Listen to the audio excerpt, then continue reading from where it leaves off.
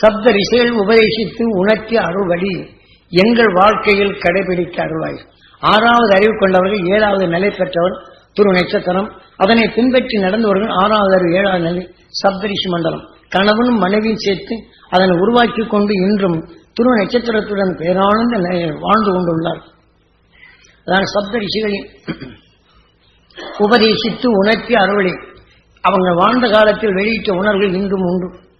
அதனால அவர்கள் உணர்வு நாம் பெற வேண்டும் என்று ஏங்கினால் அந்த உணர்வின் தன்மை பெற்று நமக்குள் சிந்தித்து செயல்படும் தன்மை வரும்.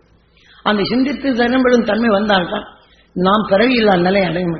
அவர்கள் எப்படி பிறவியில்லா நிலை அடைந்தனரோ அதன் அருள் உணர்வை நாமும் பெற முடியும். ஆக நாம் எண்ணியதான் நம் உயிர் உருவாக்கும். அந்த எண்ணத்திற்கு வலு கொடுக்க உபதேசம் குருவின் அருளை பதிவு செய்து அதை எழுதி நீங்க பெறக்கூடிய தகுதி ஏற்படுத்தான் இன்னொரு வரைக்கும் உபதேசம். உண்மையின் உணர்வு அறியாது நீங்கள் இருக்க முடியும். டாக்டர்கிட்ட போறான்னு ஆபரேஷன் பண்றான்னு என்ன செய்யுது அதை முதல்ல தெரிந்து கொண்டாதானே. இதே மாதிரி உங்களுக்குள் வேதனையை வெறுப்பு வரும்போது அந்த துணை நட்சத்திர உணர்வு எடுத்து இது ஆபரேஷன் பண்ணி உங்க உணர்வுகளை தெளிவாக்கிக் கொள்ள இது உதவும்.